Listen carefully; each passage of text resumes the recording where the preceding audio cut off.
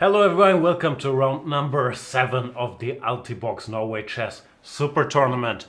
I'm Jan Gustafsson and I am thrilled to be joined by the Swedish number 1 chess player, Grandmaster Niels Grandelius. Niels, welcome. Thank you. Thank you very much. What shall we tell the good people about you? You're very strong for a Swedish player. You're like 2.6. What's your rating? 2.660? Yeah, some 50 probably. You Somewhere don't know around it? 50 normally. Nah, in my mind you're 2.660. Okay. And you participated in last year's Norway Chess Tournament, so you've Yes, played that's most right. of these guys. That's right. Yeah. We were colleagues on Team Magnus for the World Championship match against Sergei Kayakin, and Magnus has not been doing well ever since. It has to be said. That's true actually. It's a bit unfortunate, but well, he retained his title, I guess, was our job. But I like to take credit for it. exactly. but, I mean, now that he yeah. won, we should take the credit. But since then, yeah, since he stopped working with us, it seems. That way, so he achieved the glorious 6-6 against Kayakin, thanks to our help. Exactly. Since then, Then. that's not that great. I don't know. It seems like he lost shape somehow, or confidence or something. I'm not quite sure. It's hard to figure out what is wrong with him, but let us look at today's pairings and standings Yes. and then take it from there. I've already tweeted my expert predictions, 5 draws. So let's You see. do it every day, right? 5 draws. I want to do it every day because normally people come after me viciously if I don't predict 5 draws. Okay. Like you always offend the fan base of one of Yes, these yes. players, so it's tough to do. Today I went with a safe option, 5 draws. We have Arnold against Nakamura. Nakamura historically has a very good score against Arnold. Yes, Won even a with couple black, he games. won a couple of games. Yeah. It's very open. Has he lost some recent games against Anand? I don't think so. All I can recall is victories. Won Like, some of draws. course, some draws, Some but- draws, but yeah, no. He has a pretty good score, but of course with the black pieces he's not a favorite to win the game. Hence my draw prediction. What do you think? It's a draw or maybe a black win. It's not. I mean, Ooh. Naka has so far impressed quite a bit here, right? Absolutely. On the other hand, he plays solidly as black nowadays. So. But I think a draw as well, probably. MVL versus Anish Giri.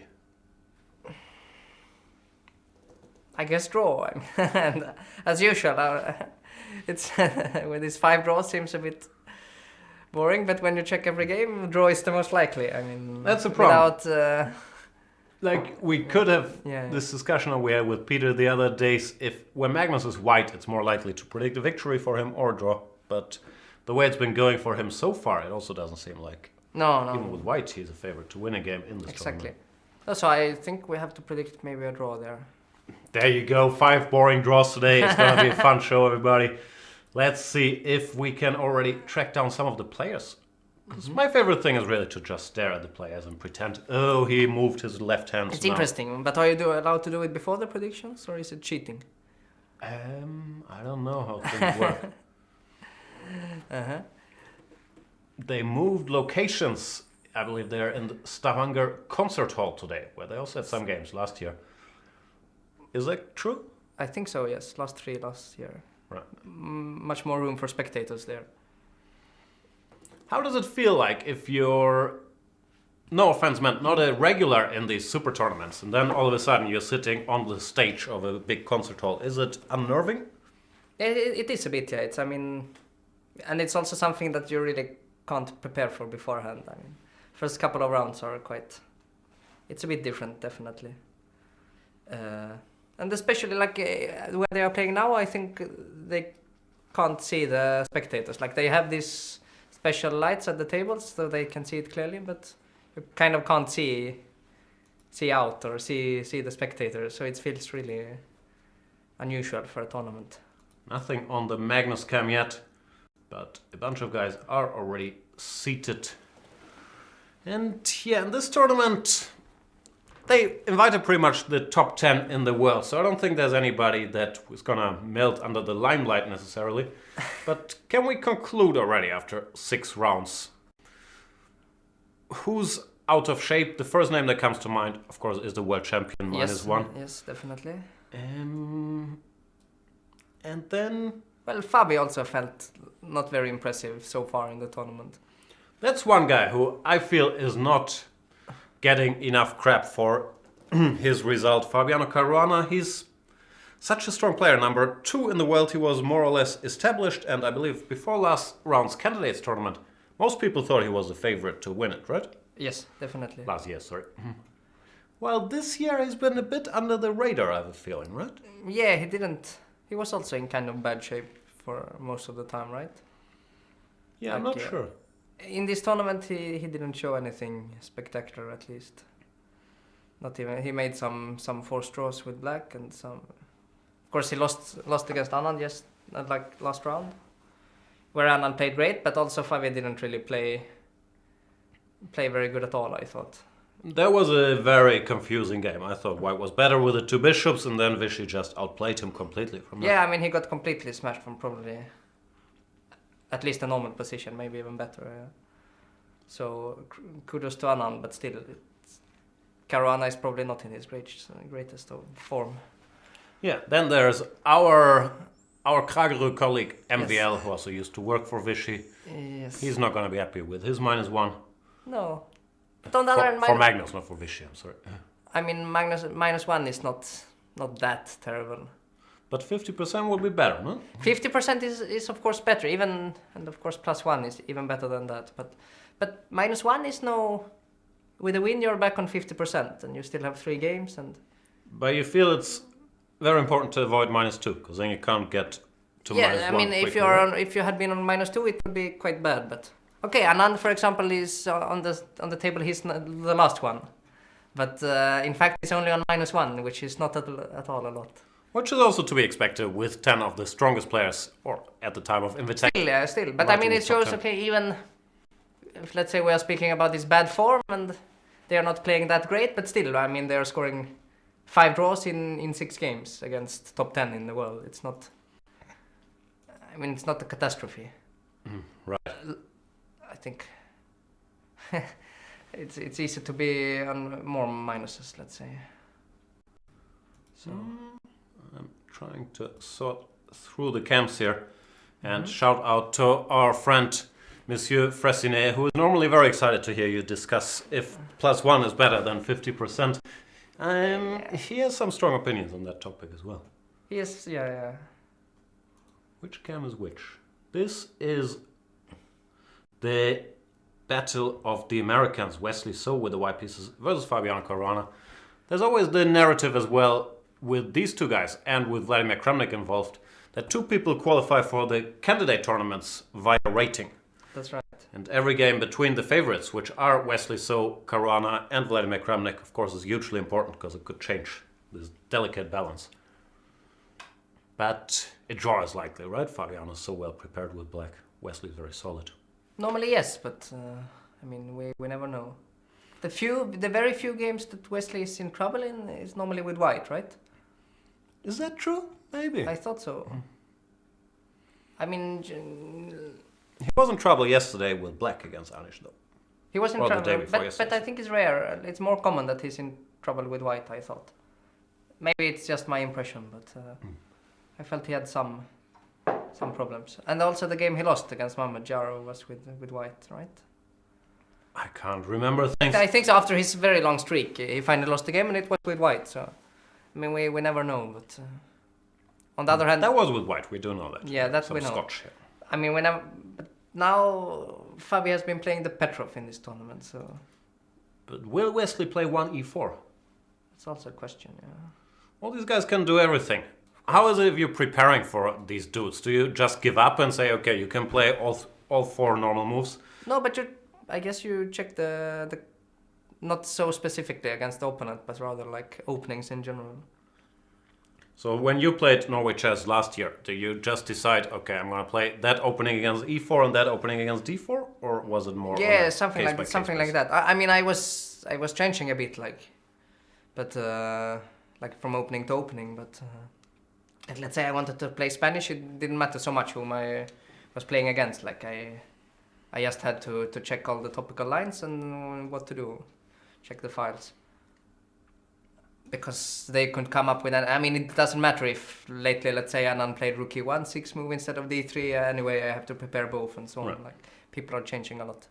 But nowadays you have to prepare a lot of bishop c4 as well. Yes, bishop c4 has become the main move. And we have liftoff. Let's see. No, it looks like they just shook hands and now Kayakin is weighing his options on move number 1. He's still thinking. Shake hands again? No, There he goes. Very likely to be an Italian, right? Yeah, Levon pretty much exclusively plays e5. Yes. And Kayakin can do both Spanish or Italian. Yes, that's right. During the match he did a few Spanishes. That's right as well. And Levon has been consistent with the Marshall lately. But you were right, he goes for the Italian again. Yeah. Have you studied a lot of the subtleties of these move orders? Like, do you start with castles and d3 and then a4, or castles and d3 and h3? Or is this Of course, we confusing? studied a bit when helping Magnus above all, but also I played a few games with white and also some with black, so it's necessary. I mean, also it's the kind of area in chess which I really like, this kind of subtleties about move orders and so on. Oh, It's okay. very interesting because then they're kind of the computer doesn't help so much. You have to understand and really some openings it's not that difficult to understand what's going on, but in the Italian it's a huge mess. I mean, people have great trouble to actually understand which moves to play in which order and so on. Yeah, I can't claim to be much of an expert, but I do know that recently they started castling more than playing c3 and then d3, which they Yes. used to play automatically. One point is here that after c3, d5 is a move. Therefore, people like to play a4 first and delay it. But in the game Kramnik versus Magnus Carlsen, we see that Kramnik is not interested in that discussion, and he just goes c3, d3 Right. anyway. Yeah. And Magnus also does not want to keep his option of going d5 open. And But Magnus doesn't play never really castles. played with d5. D5 is kind of this more concrete approach of solving all your problems at once.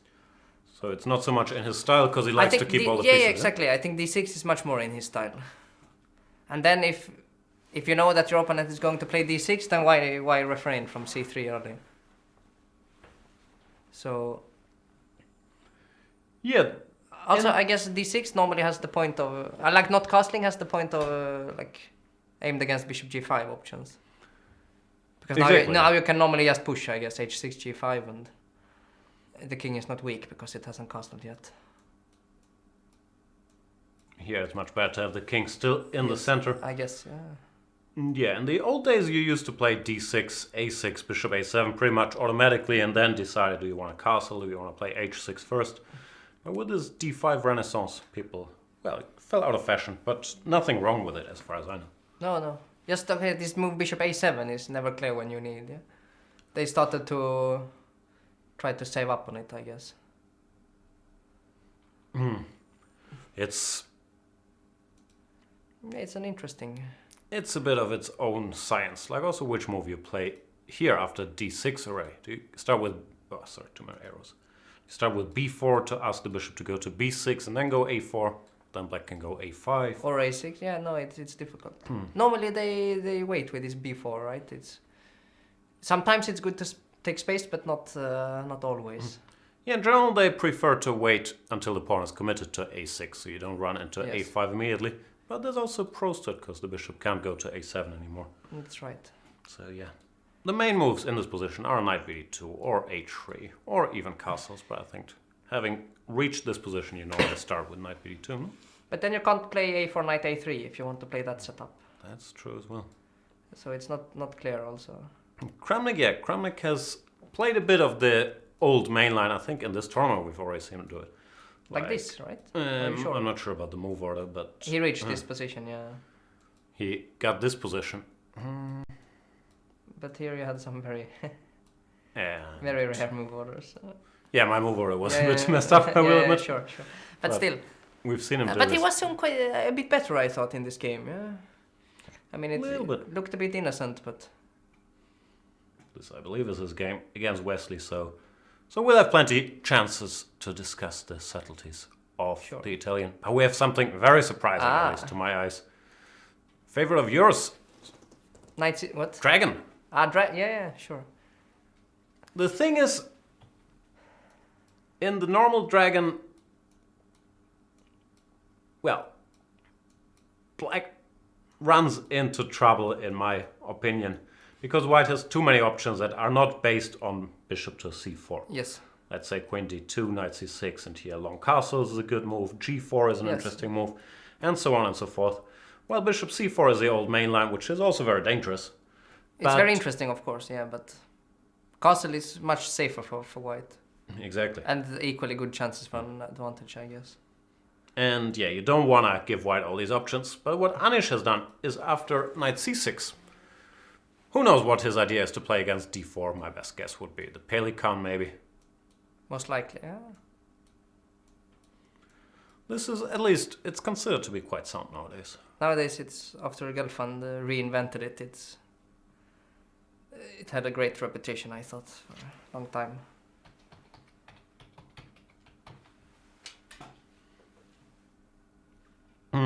But yeah, it's also typical of this modern chess. Like, okay, you play two knight c6 and you want to play the Sveshnikov or Pelican, and if knight c3, you're suddenly happy to enter a dragon.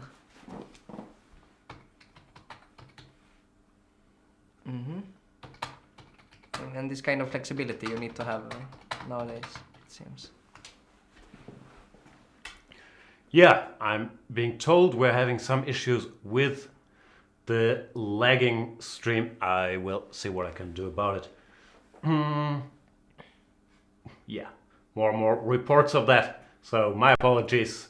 We will be back in a minute and hopefully no more lag. See you guys.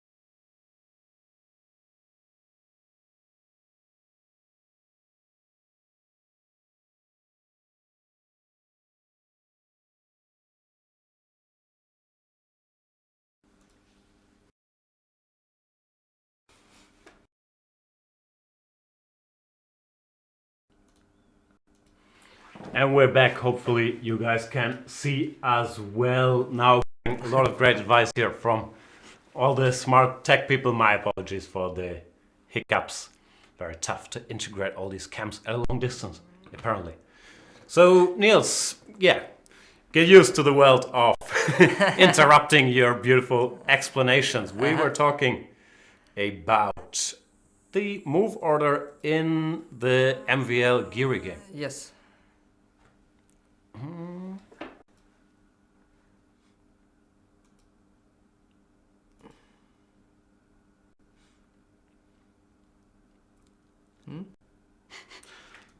It's a bit laggy, you know. Feels like.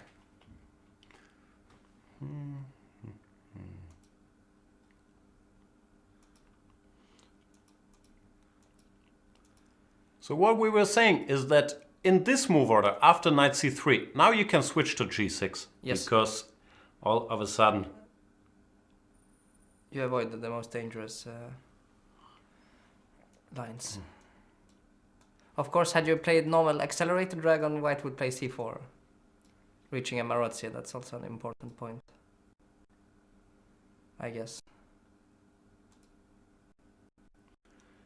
Yeah, the thing here is that white can't really play with f3 because black has not committed to yes, d6 you will play yet. d5 in one move. And you can go for d5. So if you try doing something like this, trying to transpose after d6, then d5 is a bit of a problem. Sure.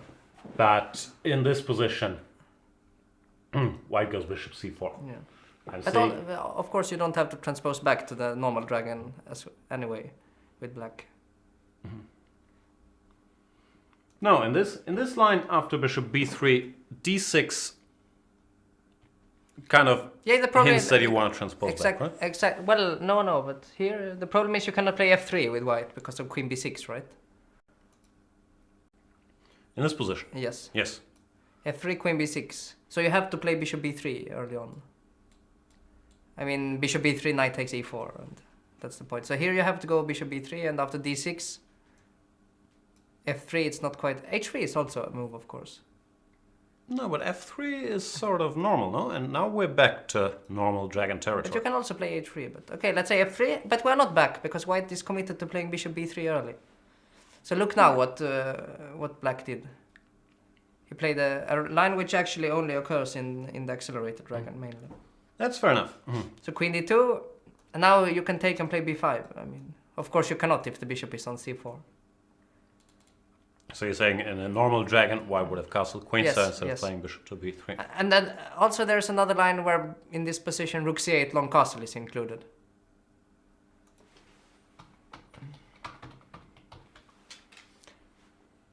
That's known as the Topalov line, I guess, or that's what I always called it. So he produced it. Yeah, I know. But now if you, let's say, long castle, then of course rook c8 is a ridiculous move. I mean, you will play a5 immediately. You get checkmated. Well, you have an extra tempo, more or less. I'm getting instructions here that we have to restart the thingy to improve the viewing experience for all of you out there. Fun. My apologies, my most sincere apologies, actually. We'll be back in just a minute.